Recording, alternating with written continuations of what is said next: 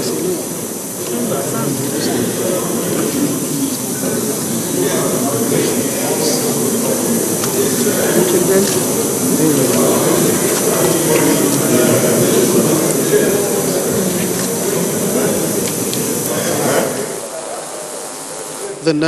next nominee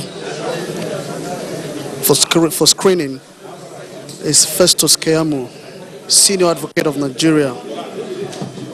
Born in January 1970, a columnist and human rights activist, he received a Bachelor of Law degree in 1992 from Ambrose Ali University, Eboma, Edo State, and was called to the Nigerian bar on December 1993.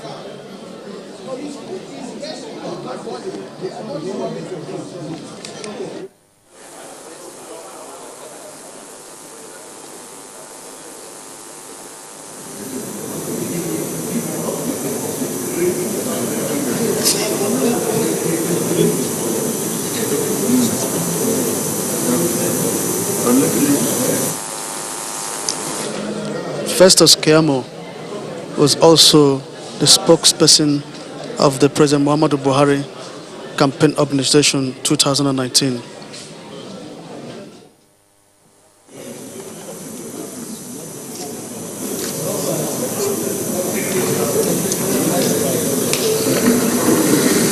Distinguished colleagues, the nominee on the podium is Mr. Festus Keyamo, SAN, nominee from Delta State. Mr. Keyamo, on behalf of my distinguished colleagues, I want to welcome you to the Senate chamber. We already have copies of your CV. And as the tradition here is, you can highlight those things in the CV that you think the Senate should particularly take note of. And in addition, you could also mention those things that are not in the CV but you feel are important and significant for this exercise. Once again, on behalf of my colleagues, you are welcome to the screening exercise and you can address the Senate now. Your Excellency, the President of the Senate, sitting here as the Chairman of the Committee of the whole Senate, the Deputy Senate President, my Senator, who is my Senator representing me in the Delta Central Senatorial District, Ubarisi Obioma Agege, all principal officers of this great Senate, my senators from my states, great gentlemen that I know, distinguished Senator Peter Womboshi and distinguished Senator James Manager, and all distinguished senators. Thank you so much for giving me this opportunity. My name is Festus Egwarewa Adeniyi Keyamo.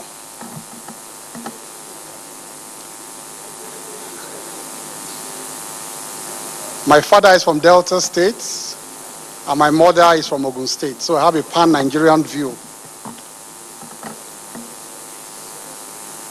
I want to first of all give God all the glory.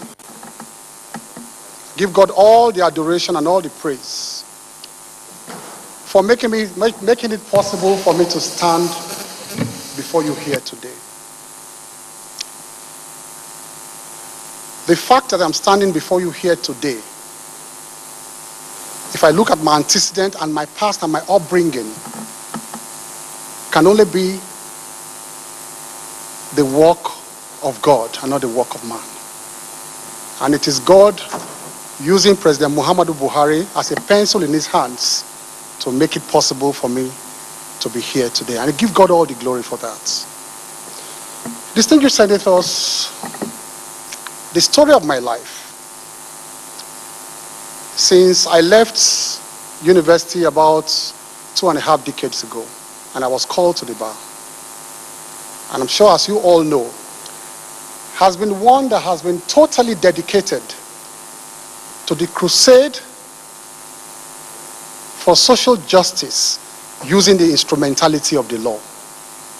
I have used the instrumentality of the law at all stages of my life to fight for social justice, to fight for human rights, to fight for accountable governments, and to promote and entrench democracy. And about 10 years ago, I took this further by even accepting to serve as a lead prosecutor to the Economic and Financial Crimes Commission. And in that role, I have prosecuted so many high-profile individuals in courts. And so I've been an active prosecutor and a general practitioner of law all these years. In that role as a prosecutor, I have won some of my cases, like all lawyers. I have lost some of my cases, like all lawyers, and many of them are still in court and on appeal. It is also that passion to entrench democracy that made me some years ago, I went to court to enforce the powers of this National Assembly on my own volition, on my own expense.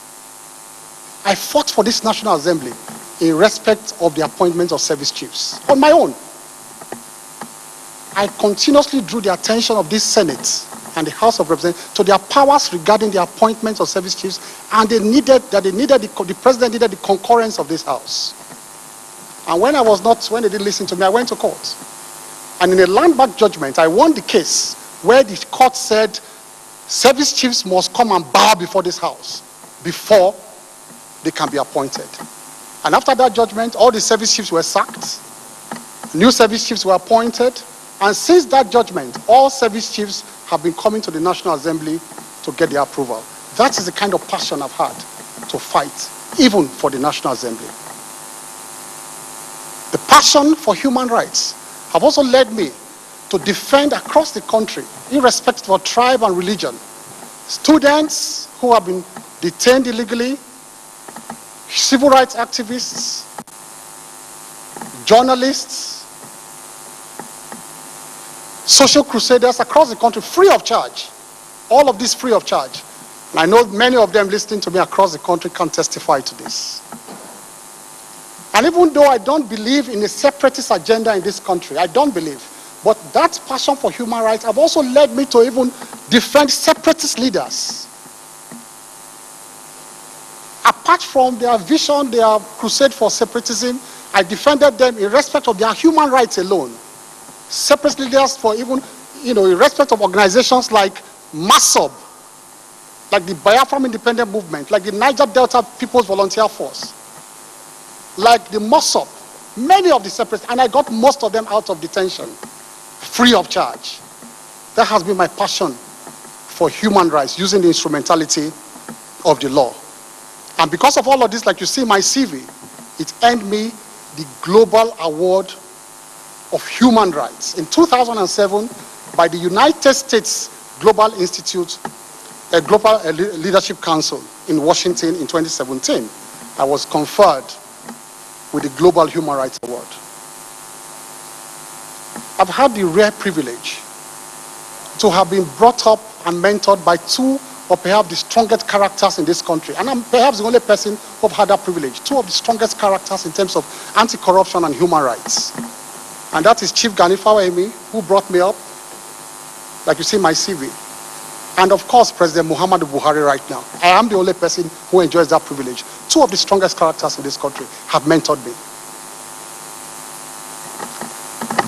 And so, In the pursuit of all of this, I have asked so many questions of governments in the past. I've asked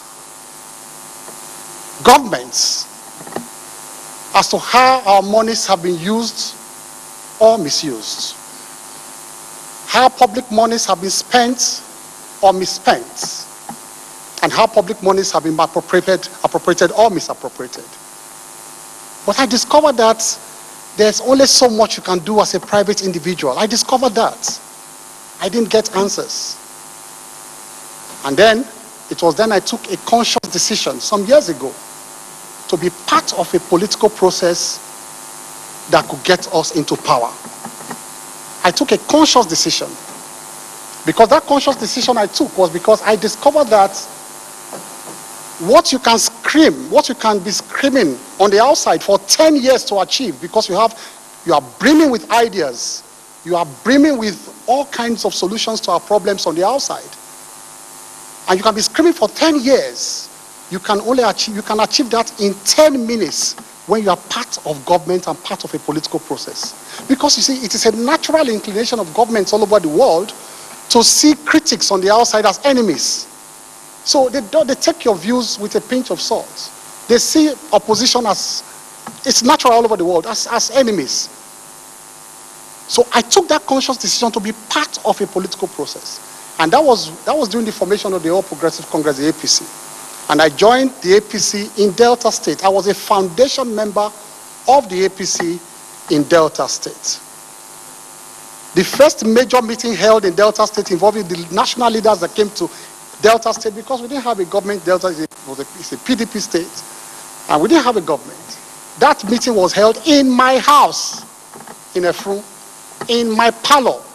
And so I can say that the APC was formed in my house in Delta State.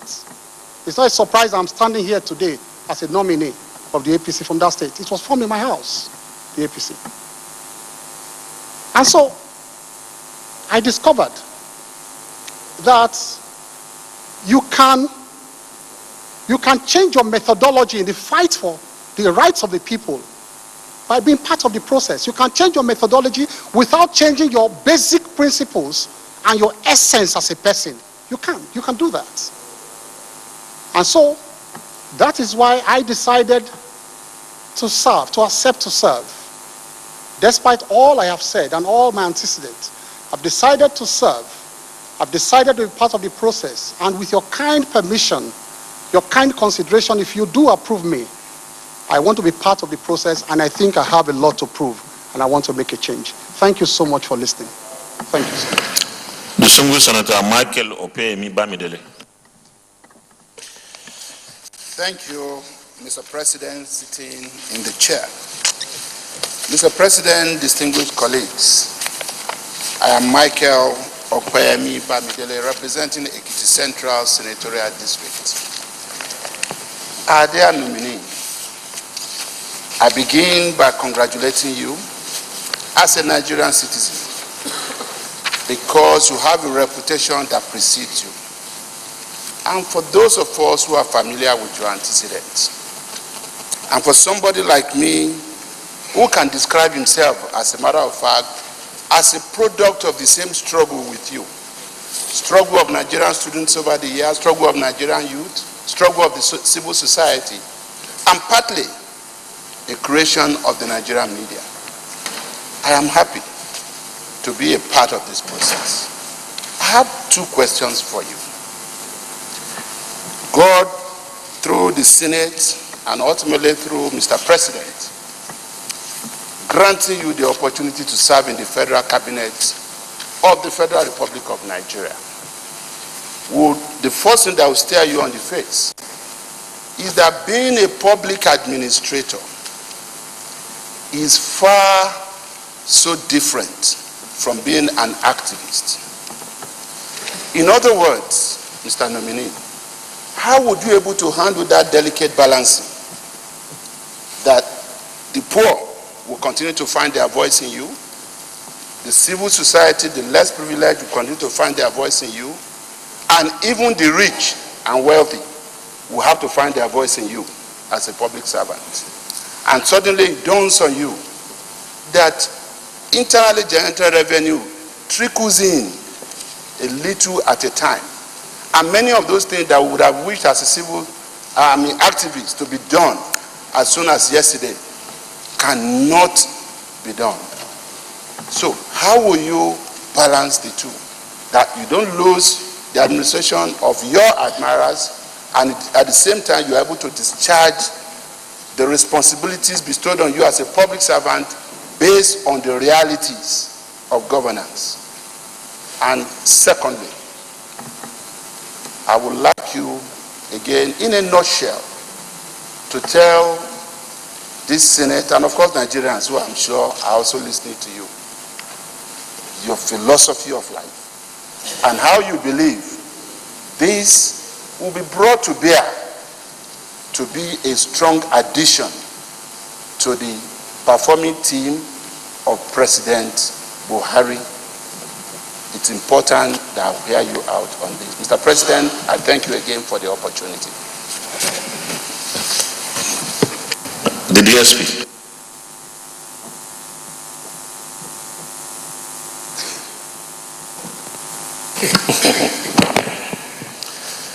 Thank you, Mr. President. Uvi Omo Agege, I represent Delta Central Senatorial District. Mr. President, first, like I did earlier on today, I'd like to extend my heartfelt appreciation to Mr. President for this great nomination. I also want to extend my congratulations to my brother, the nominee, my constituent. Mr. President, Senator James Manager will speak for my caucus. But before he does that, as a senator representing, I thought I should put in a few words. I rise today, Mr. President,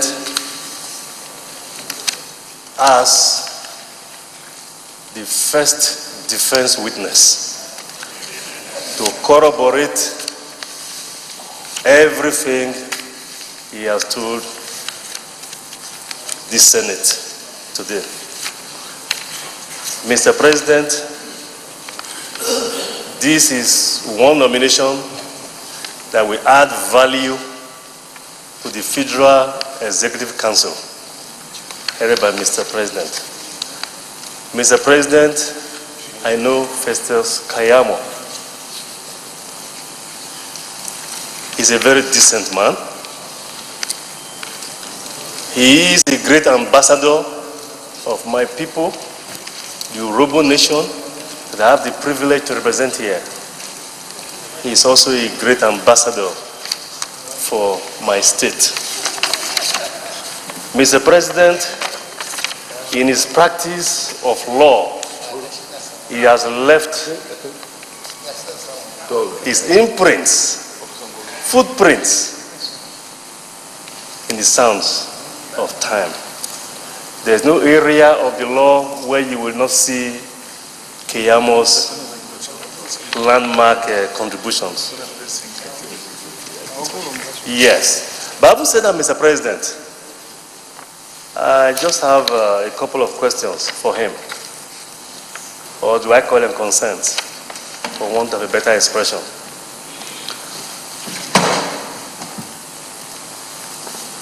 Mr. Keyamo, as a lawyer of so many years and a senior advocate of Nigeria, you've traversed most of our courts, the high courts of the state, the Federal High Court, the Court of Appeal, and indeed Supreme Court. You know, for want of a better expression, you know where the bodies are buried. I want to ask you, what major reforms would you want to see in the justice sector, having practiced for so many years? Then number two,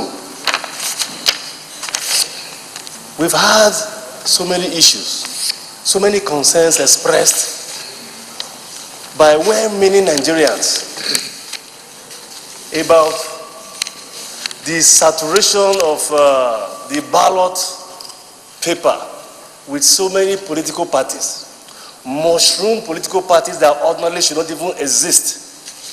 But because of the provisions of Section 222 of the Constitution, to the extent that INEC adjudges you to have made the requirements for registration of a political party, you are registered and placed on the ballot. For those of us who who participated in this last general elections, I think about 74 or thereabout political parties participated in the elections, and were all listed in the ballot papers. The game now is to struggle to have your name begin with A or something, so you can be at the very top, because it becomes easy for you to with your apologies. I thought Senator Richards was here. You know, there's now a battle, a running battle to have. Oh, yeah, sorry. I'm sorry. To have your name right there at the very top of the ballot. So that's the only way you can pretty much stand out, you know, in the midst of 70 to 80 political parties. People are not happy about this. When you go, some people have made the argument that INEC, pursuant to provisions of the Electoral Act, have the power to deregister political parties who do not otherwise perform well in the elections. But some of us, we think otherwise because of the provisions of the Section 222 of the Constitution that may require some constitutional amendment. I'd like you to share your thoughts on this as a good and versatile legal practitioner.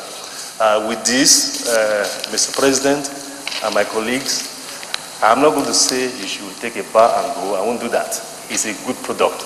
But if in the event you decide to extend that courtesy, I will also welcome it. Thank you very much.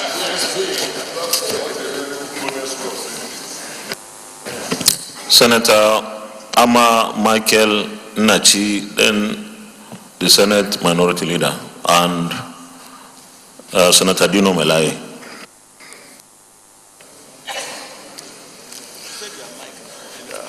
Thank you, Mr. Chairman. Thank you, distinguished colleagues. My name is Nachi Michael Ama, representing the people of Ebonyi South. Mr. Keyamo San, looking at your CV, I discovered that you were a board member of NDIC. And that is correct? Yes. And then, looking at NDIC and the purpose in which it was established, and knowing your character, being a fighter for the masses, I just want to ask, the last time Nigerian banks became distressed was 2003. But up to date, Barrister Keyamo, a lot of customers that deposited their money in these banks have not received back their money. And it does appear that NDIC is now in comatose. Why, since 2018, you were there? As a person we know too well, these people are still being owed, and NDIC has gone into comatose. Thank you.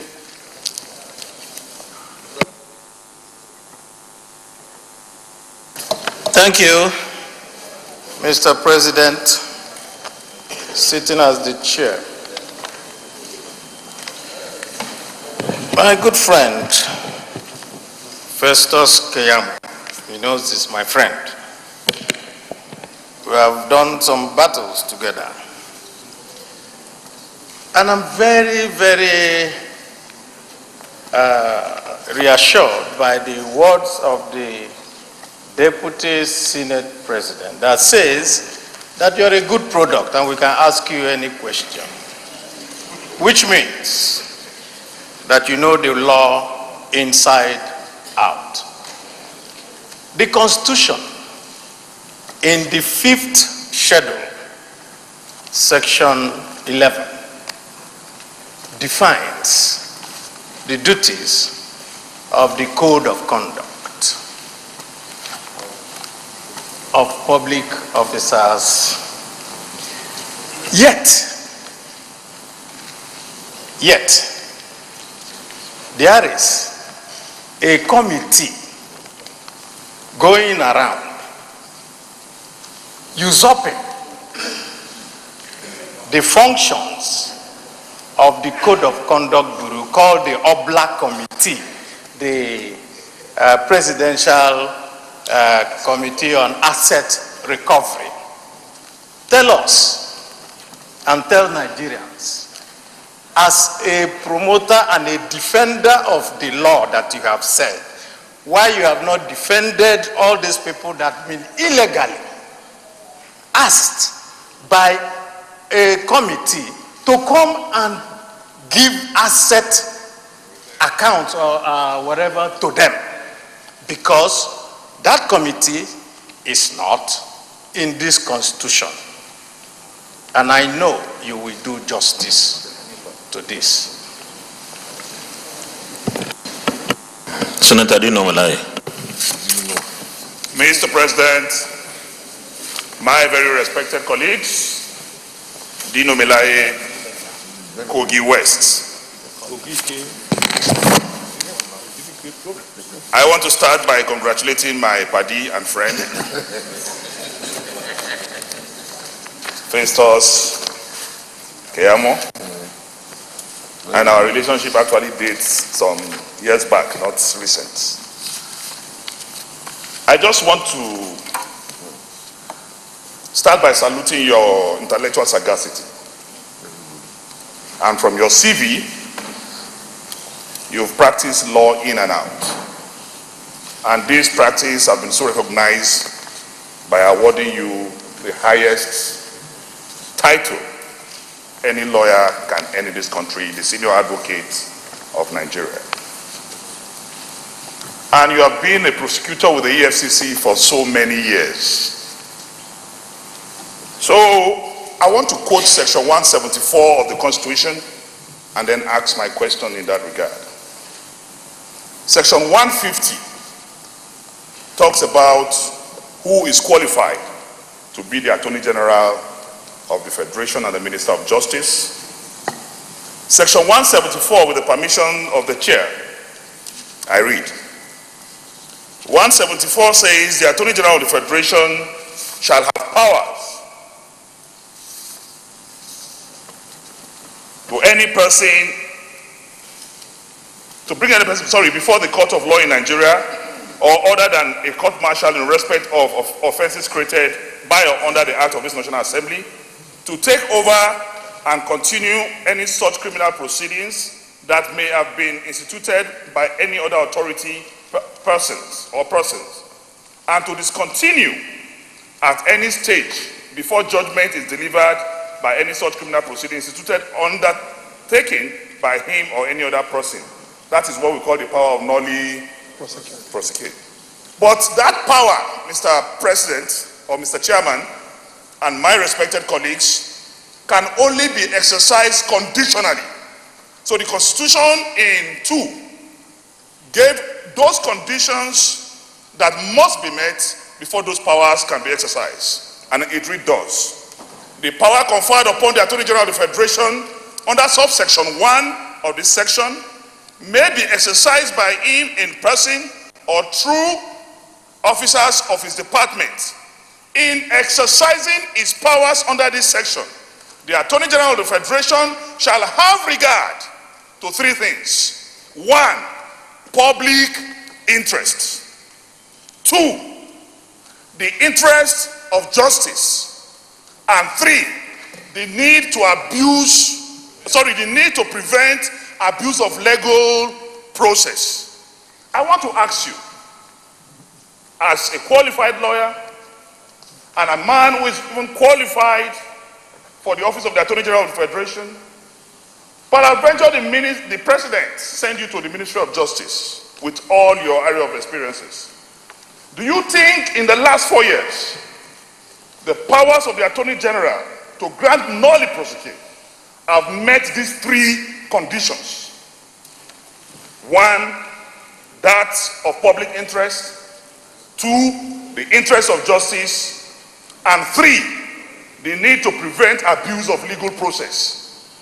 litany of nulli prosequi have been granted, but I want to ask you, using your celestial mind as an activist, to respond to this question. And secondly, I just want to say that as a versatile minister, I know you to be intellectually mobile. You recite the second stanza of the national anthem. Thank you.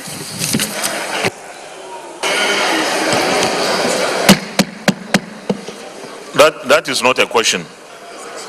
That is not a question. So you have asked about two questions. Sorry, Mr. Chairman. This distinguished Dino, that is not a question. Mr. Chairman, screening as described is to screen a candidate. And excuse me. No, it's okay. That is not a question. You have asked very, very direct questions, so you can disregard the latter part. You can respond to the questions, please. Thank you.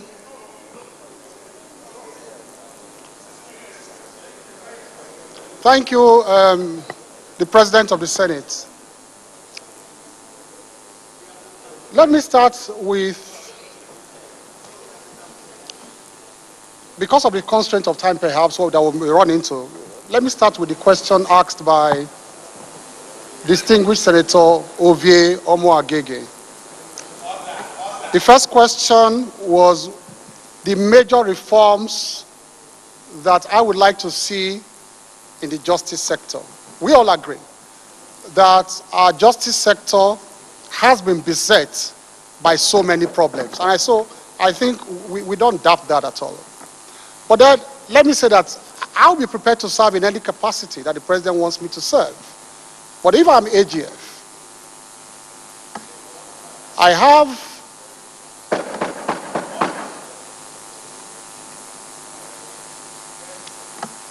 have what the idea I call the 3Ds that would be at the heart of judicial reforms, the 3Ds. And the first D is the decongestion of the Supreme Court.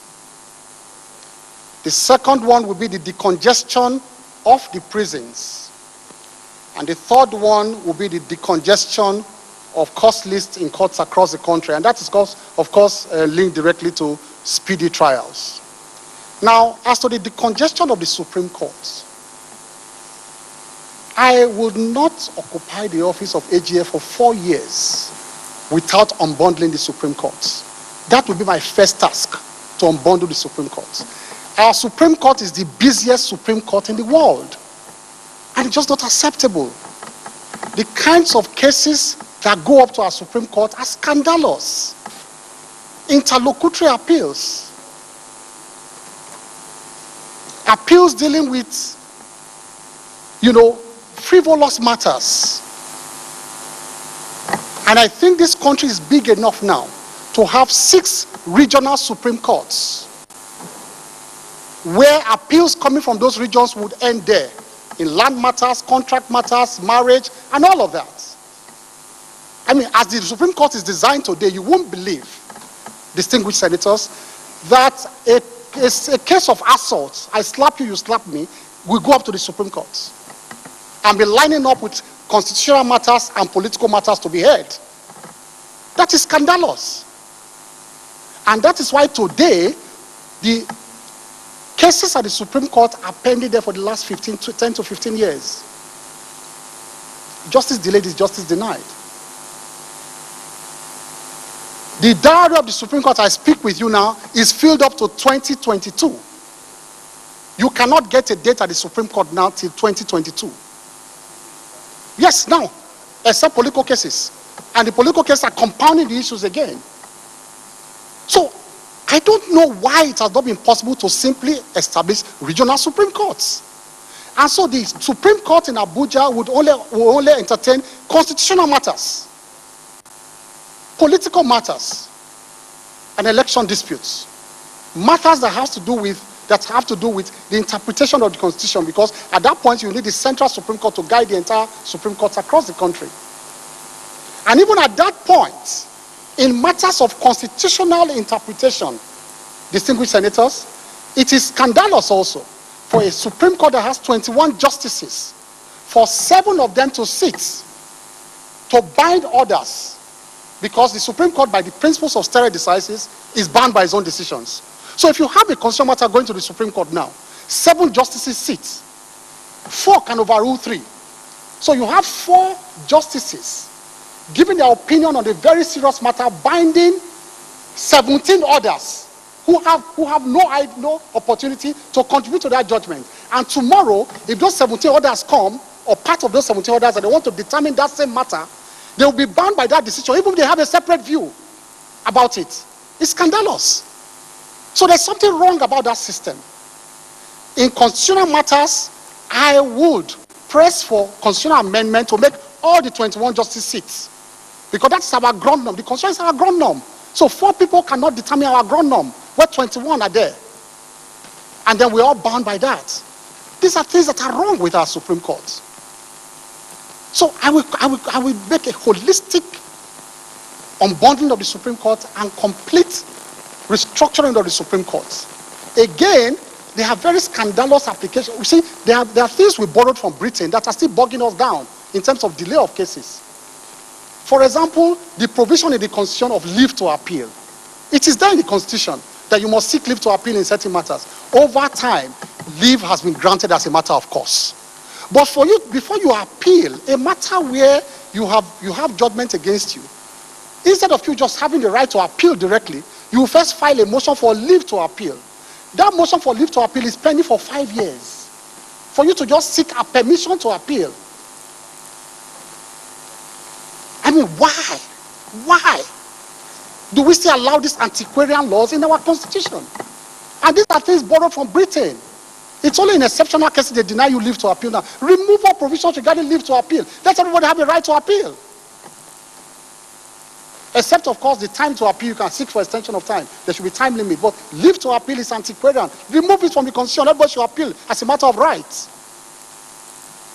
And so you can unbundle the Supreme Court with all of this. The congestion of prisons, which is the second D, is that we are not complying with provisions of the law. I want to pay tribute to the 7th Assembly that passed the Administration of Criminal Justice Act. If you look at the provisions of the Administration of Criminal Justice Act, provisions have been made there, adequate provisions, to address the congestions of our cells and our prisons. For instance, every police station in every part of this country should open its cell to the nearest magistrate court at regular intervals for the magistrate to just come and say, open your cell, I want to see who are those you are detaining here and why you are detaining them. The provision is there.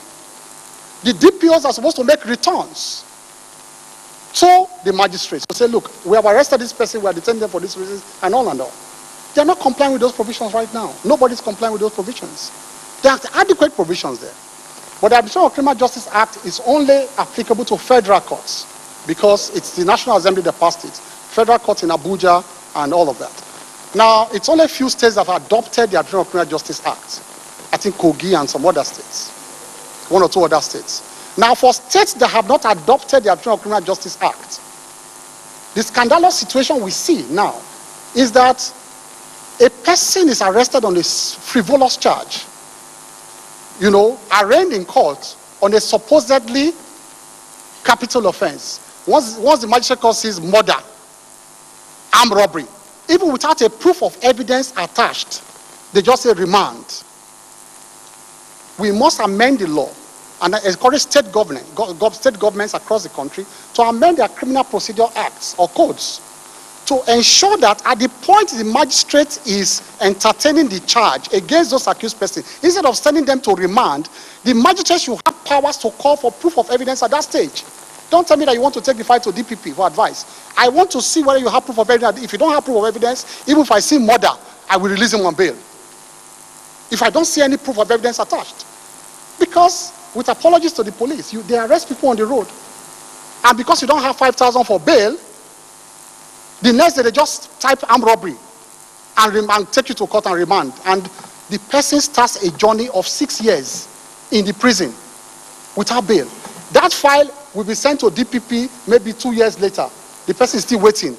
The DPP gets the file, the DPP keeps the file for another 4 years. It's not attending to the file. Because of our corrupt system. If you got a corrupt DPP, unless the person has somebody or people to come and push that file will never live there for him to give us advice. When there is no charge, no evidence against that person. And so our prisons are full of these awaiting advice people. They are full. How can we avoid this? Let us give the magistrate's power to grant bail in respect of capital, so-called capital offenses, if there's no proof of evidence at that stage. And then, even that of course links to the question that my very good friend Dino Malai asked about the powers of the DPP and the Attorney General that are can be subject to abuse. I think it is high time we amend the law to make the advice of the Attorney General and DPP subject to judicial review. It's high time. The Attorney General and the DPP cannot sit down in their office and exercise the judicial function and say you have no case to answer. The powers were put there to protect, of course, people who will be charged, with frivolous offenses. That's why they put the power there, so that the DPP can say don't face trial because it will be frivolous. But on the other hand, it is subject to abuse where people who are actually guilty are freed by the DPP by advice. So we should, and to answer Dino Melaye's question, Distinguished Senator Dino Melaye, that's section 174. Without indicting my very good friend Malami, because I know he's a gentleman, he wouldn't withdraw any charge if he did not see the fact that there is no offense there. And I can vouch for him. If there's any case like that, Malami must have seen that there was no case. I can vouch for Malami in my sleep. He's a distinguished colleague. But there are other attorneys general across the states who we don't know, who can exercise and abuse this power. And so, if the DPP gives an advice and say, there's no case against you, gentlemen, distinguished senators, let us amend the Constitution to make that power subject to judicial review. So that the people who are aggrieved can go to court with that advice and call for the proof of evidence. And the magistrate will say, the Attorney General, you are wrong, because this case, as I'm saying, there's prima facie case against these people. Charge them to court. We cannot give the Attorney Generals the power of the judiciary to perform the functions of the judiciary. But let me say that the conditions in section 174 right now, the other scandalous provision there, you put conditions there, but you make them subjective. So Senator Dino is correct to the point that these conditions are put there. But the Supreme Court has ruled in several cases that you cannot question the discretion of the Attorney General. So the Attorney General says, I have looked at it, and those three conditions have been met. The Supreme Court said, well, it is his discretion. They will not even question that discretion. It is wrong. It's wrong. So our concern is replete with mistakes, antiquarian provisions that we must amend.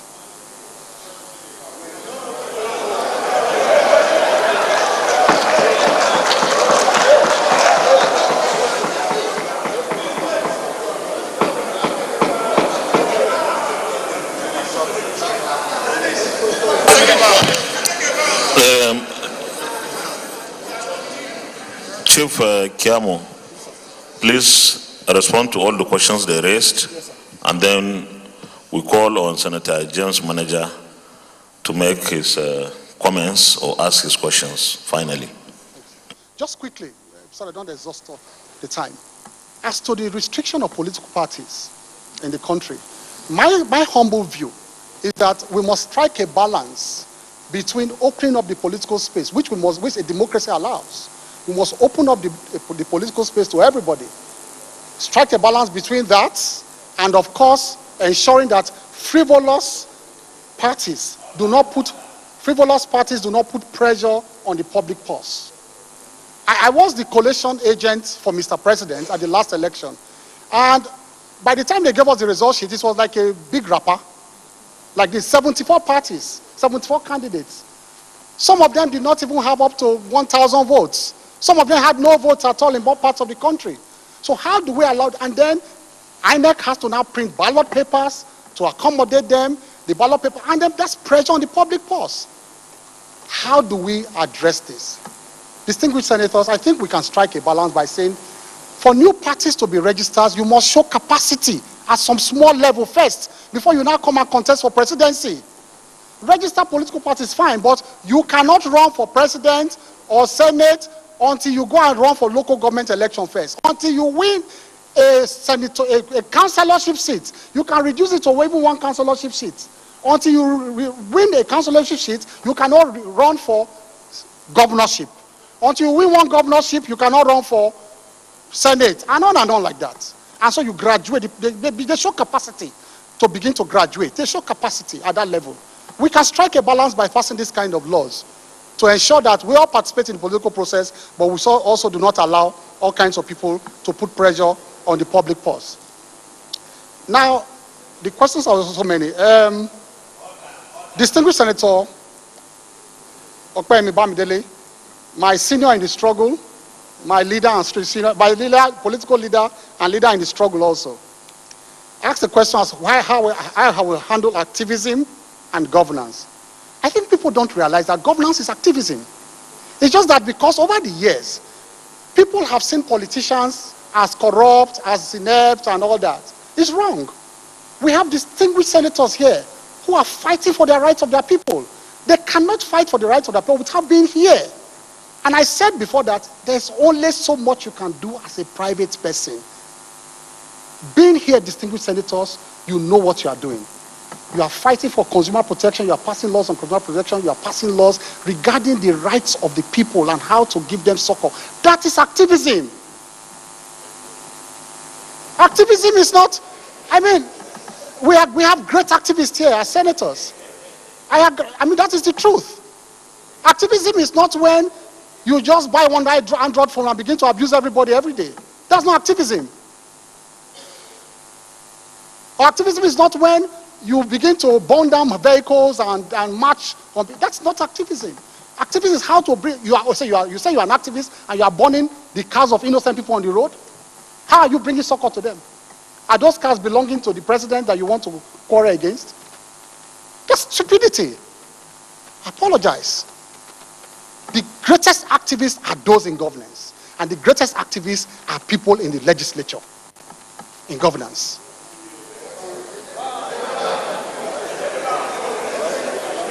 That is how.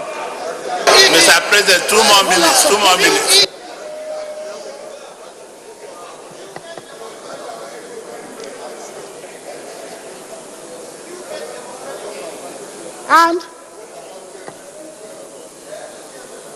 And quickly as to my philosophy of life, I want to put it very simple, in simple language. I don't want to die without making a loud statement for society and for the poor and the downtrodden. I don't want to die. And that is why I've been restless since I was called to the bar. And I'm sure you know that I eventually grew up in front of the nation. Everybody saw me since I was in my 20s. I'm almost 50 now. But every single year, I have been restless in fighting for one thing or the other. And everybody watched me grow. The man standing here, is that restless young lawyer you used to do many years ago that has grown to become a senior advocate of Nigeria standing here before you. So I grew up before your eyes, virtually. And so I have been restless because I don't want to die without making a loud statement. Time up, Mr. President. And for the Thank you very much. Distinguished Senator Manager, please. Distinguished Senator Manager. Which question hasn't he answered? Should I? Just 2 minutes. 2 minutes. No, you answer. Yeah. 2 minutes, yes. Thank you very much. I was brimming to answer that question actually because I didn't want to leave here without answering that question. On the code of conduct and its provisions and vis-a-vis the powers, the so-called powers, like you put it, of the Presidential Panel on Recovery of Property, there's a problem. The problem is that you allow the law to remain in your books. That law was passed in 1984. The law regarding recovery of public properties was a decree. And when we now, I'll finish, I'll tie it in. And when we now transited to civil rule, they said all those laws now become acts of parliament. And so that law says the president has powers to set up any panel to recover public property. Let me tell you the difference. The code of conduct is a constitution, the constitution did not, no, hold on, sir, with respect, sir, did not criminalize did not criminalize those provisions regarding the code of conduct. It is that act that now makes it criminal offense. That's the difference. So it's not in conflict. The code of conduct, they will only ban you from public office, they will not send you to jail. But that act now makes it a criminal offense. So I am also the lead prosecutor to the panel at some point. I'm the lead prosecutor. And then the Court of Appeal has actually curtailed the powers now. There's a judgment that the Court of Appeal says you cannot charge anybody to court. You can only investigate and pass your investigation over to the Attorney General for the Attorney General to make a choice. So there's a Court of Appeal judgment. Anything beyond that is abuse of power. Anything beyond that is abuse of power. So, distinguished colleagues, please. I did that case. My case at the Court of Appeal. I did that case. Mr. Nominee, I think you have answered enough on that. Distinguished Senator James Iboru, manager. Thank you, Mr. President. Thank you, Mr. President, seated as chair, the Deputy Senate President, my highly respected colleagues, James Manager Delta South.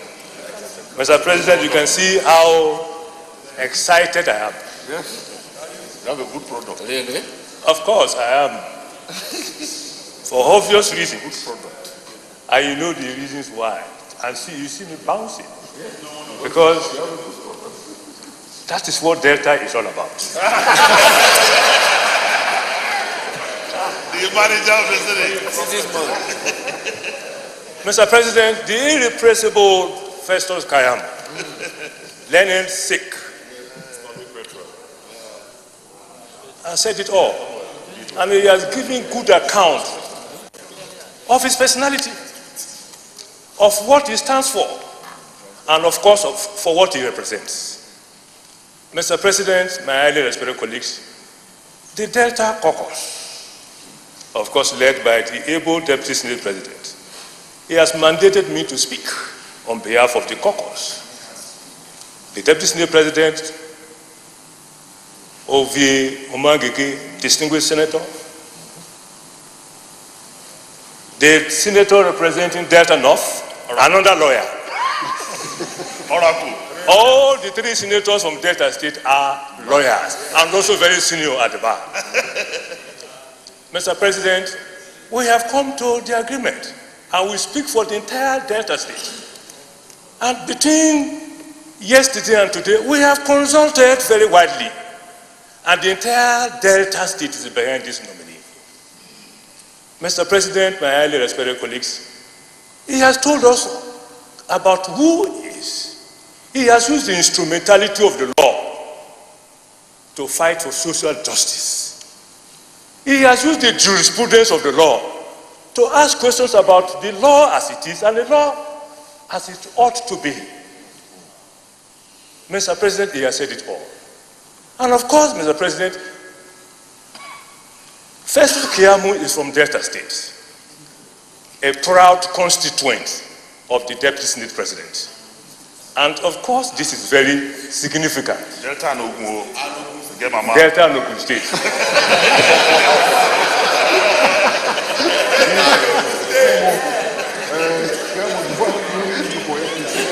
Mr. President, my highly respected colleagues, to avoid wasting your time, because it's like the entire Senate is together, that this senator must take, this nominee must take his bow and go. The Deputy Senate President represents him, and that is very significant, my respected colleagues. So, Mr. President, I hereby say that the senior advocate of Nigeria, and when, after listening to him, it is very obvious that we need to separate the office of the Attorney General from the office of the Honorable Minister of Justice. Mr. President, I move that let the nominee take his bow and go. Thank you, Mr. President, for the opportunity. Well, thank you very much, distinguished colleagues.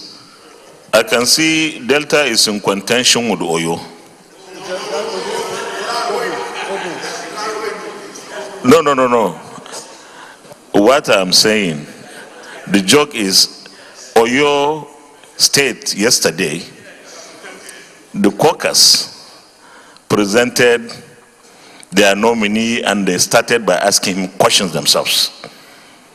And the nominee did extremely well. That was the judgment. Delta is in contention, isn't it? Distinguished colleagues, I can see the mood is that Festus Keyamo, Senior Advocate of Nigeria, takes a bow and go. Those in favor say aye. Aye. Those against say nay. The ayes have it.